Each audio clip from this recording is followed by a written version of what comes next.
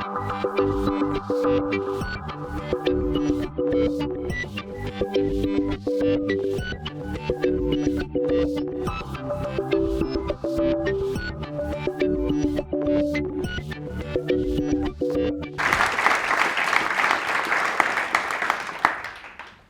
are you?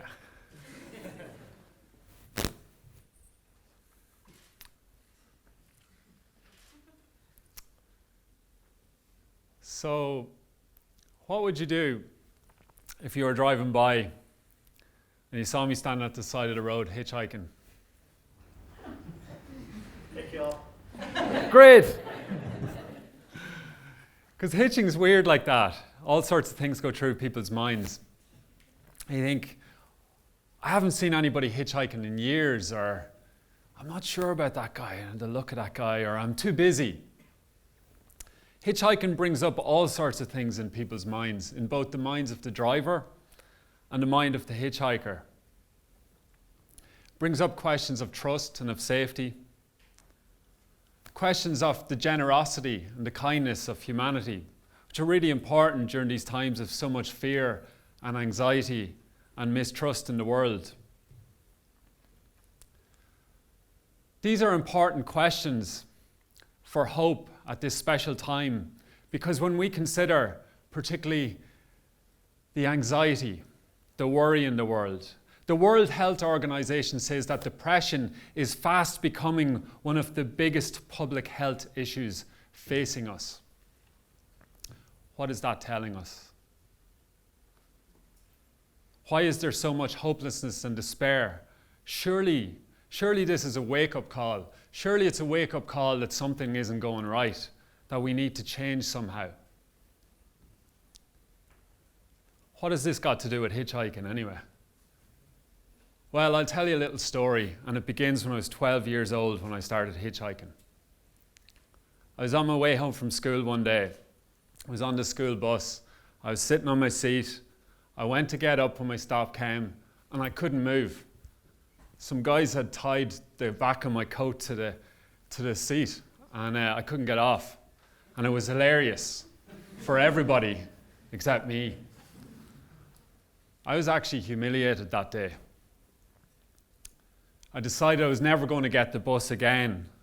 That I got my mother to drive me to school every morning, and I told her I'd arrange lifts on the way home. But the truth is that I was starting to hitchhike. It was the start of my hitchhiking career, which actually my mother's probably finding this out for the first time today. So. I hitchhiked all during my teens and my 20s to football matches, to festivals, to visit friends. In my 20s, I hitchhiked in New Zealand, in Canada, in West Africa.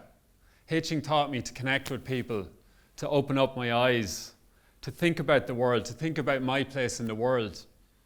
This got me interested in social activism and how I could make a difference, how I could play a part. When I was 26, I then founded a non-profit organization. It was called Spun Out. Spun Out's mission is to empower young people to create change in their own lives and in the world around them, mostly using the web as a platform. And starting out in my bedroom, we built an office, friends and I, we worked night and day, and we built up this organization. We reached the media, we brought in funds, we won awards, and most importantly, we reached millions of people. After about 8 years, I finally had a good salary.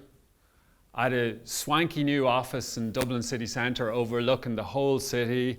I was like, this is sweet. And things were looking pretty good, really, in my life. Until the Dalai Lama got involved. So I was involved in bringing the Dalai Lama to Ireland. And the amount of work involved was so much and so stressful that, I mean, the Dalai Lama is not supposed to stress you out, is he? It's definitely, I don't think that is his agenda, absolutely. And so when I met him, I was really sort of trying to be oh my God, I better be pretty zen when I meet the Dalai Lama. But I'm sure he could see that I was a wreck. I was stress head completely, and I was just faking it. And the reality is, it wasn't the Dalai Lama's fault. I was burnt out. I was exhausted, I was jaded from years on the treadmill of non-stop work, constant campaigning, constant trying, constant pushing, and I was just done. And I knew one day, standing at the door outside my office, overcome with anxiety, I just knew something had to change in my life. I knew that I felt like I was becoming a fraud. Felt like I was being a hypocrite because I was out in the world trying to create change and promote well-being, but where was my well-being? And I thought maybe the time has come that I have to walk away. But I'd no plan B, no savings, no shares. It wasn't like I was Mark Zuckerberg who had founded Facebook in the same year that I founded Spun Out. I didn't have a couple of billion hanging around that would help me in the next journey. But I'd no choice. I just felt I had to make the leap into the unknown, and that's what I did. Nothing much happened really next. Next few months just passed by. I was kind of lost. I'd no mojo. I'd lost my energy. And then the phone rang one day. It was the president. Michael D. Higgins called to appoint me to the Council of State, an advisory body, a constitutional advisory body whose members include current and past leaders of Ireland. It was a huge honour. It's an unpaid role with limited responsibilities, but it was a huge honour and is a huge honour, and came at a time in my life when I needed a message, I needed a sign that I was on the right track, even if it didn't make sense. Because the truth is, I was actually starting to feel like a failure. And even if people saw me on TV with the president or the different things that I was doing, I was actually sort of crumbling inside. I was just lost. I didn't know where to go. I was also really frustrated with the state of the nation, with the lack of big picture leadership, the lack of vision. I thought maybe I'd emigrate and join. There was hundreds of thousands of people leaving in the midst of the recession. I thought maybe I'd join them too. But I didn't want to give up. I didn't want to leave with a bitter taste in my mouth. So I decided to stick it out for maybe another while. And then an invite came to speak about citizens' views of the future. And I thought, how could I do this different? How can I speak about citizens' views of the future?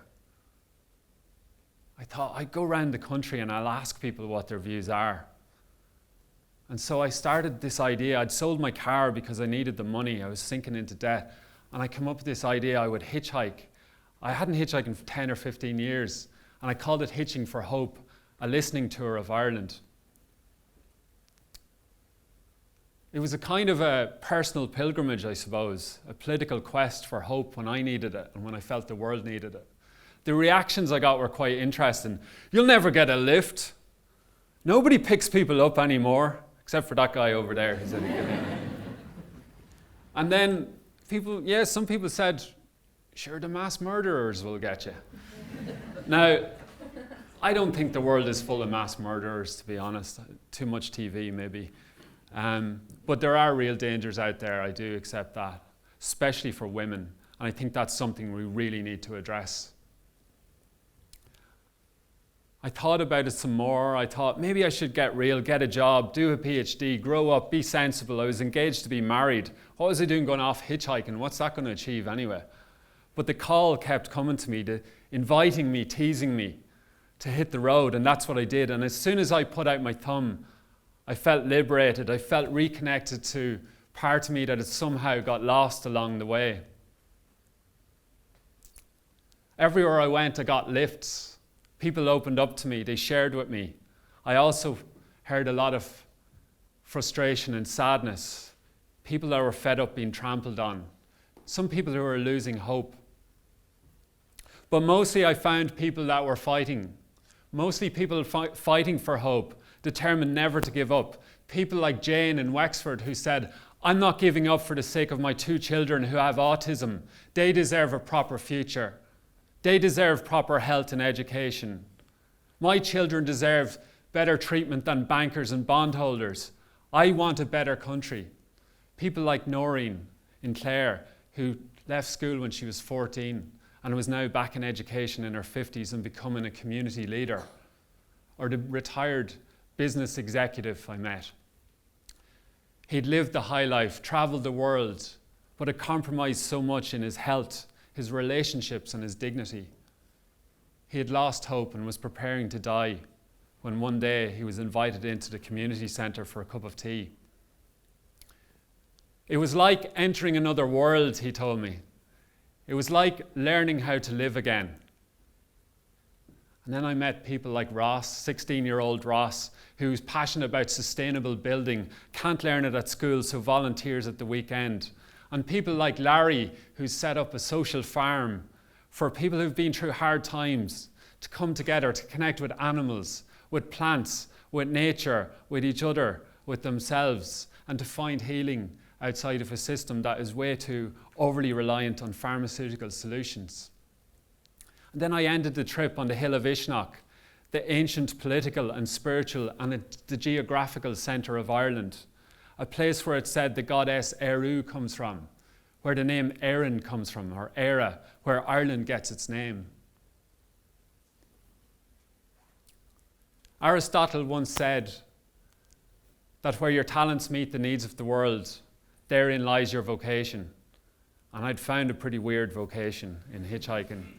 When I studied business at university, I'm sure my professors didn't have this in mind as one of my job prospects. And everywhere I went, I posted social media updates, I did media, I did radio interviews, I did TV interview. And my trip actually ended up on the front page of the Irish Times. People started following it and became huge. It just took off. It wasn't meant to be like that. It was meant to be more of a personal thing that I would then talk about later. I even heard once on the grapevine that a priest had started talking about it during a sermon, so I'd really need to find out more about that sometime. People started giving me money, donating online and handing it to me as I went, which is really important because I genuinely was skint. I had no income coming in. I had no money in the bank. I genuinely had nothing, and people started to just came to the rescue. And it was very humbling. I still needed my rent and my bills, obviously. And it was so humbling, and I had to learn how to receive with gratitude and with grace. And learning how to receive is very difficult when you need help, but it is so important when you need help. But I don't think people were just supporting me. I think they were supporting the idea of hope, uncovering hope amid so much darkness in the world. People want to break free from the cages that separate us, that seek to crush us. An overly industrial version of life that is killing both our spirits and killing the planet. And by hitching and by taking on this trip, this pilgrimage, I got uncaged. I became free. I remembered who I was and what I was about. Part of me came together again. I remembered. I think remembering is so important because what becomes dismembered needs to be remembered, and the world needs remembering. Hitching taught me about the importance of listening to myself, to my gut instinct, to my intuition, even when it doesn't make sense. It taught me the importance of listening to other people, to their voices, to their stories, to their hopes, to their dreams, to their fears. People want to be heard. And in these times of so much noise, listening is a radical act. Hitching taught me about the power of trust, the importance of trust in the unknown, and trust in other people, because regardless of religion or race, most people are kind and decent and caring and want the same things as you or me. Spending time with the monks in Glenstal Abbey and the islanders of the beautiful wild West Atlantic coast on Inishbofin Island reminded me of the need for simplicity, to step back from the busyness, to get back to what it means to be human.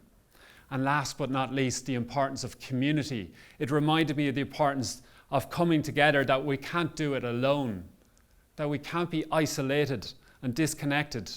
We are interdependent and interconnected, and community is a medicine that will heal us. Einstein said that we are part of the whole, that we are part of the universe. and that any feeling of separation is an optical illusion. It's not easy to have hope sometimes. We have our personal challenges, injustices maybe that we faced. And then there's global warming, climate change, a refugee crisis of biblical proportions, a world in which 1% own 50% of the world, greed, inequality, toxic media, toxic politics, toxic food, advertising that is pushed down our throats to tell us what to think and how to believe, what to wear, how to act. You look at the news and you wonder, where is hope going to come from? But there's other news. Another world, a world that is waking up, a world that is rising up, a world of whistleblowers, a world of people creating alternatives. A world of courage, of kindness, of love, of compassion. Which of these two worlds is going to win? The world of fear or the world of love? Which world do you serve?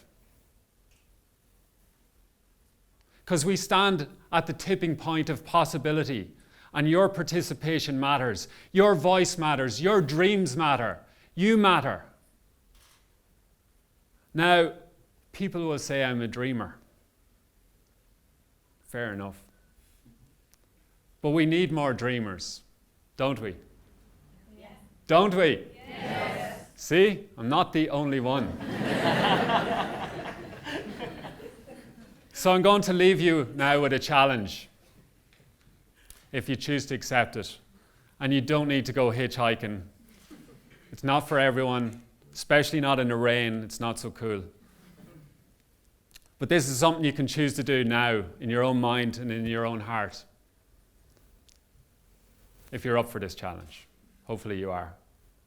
I'm asking you to stick out your thumb to life, to humanity, whatever that means for you.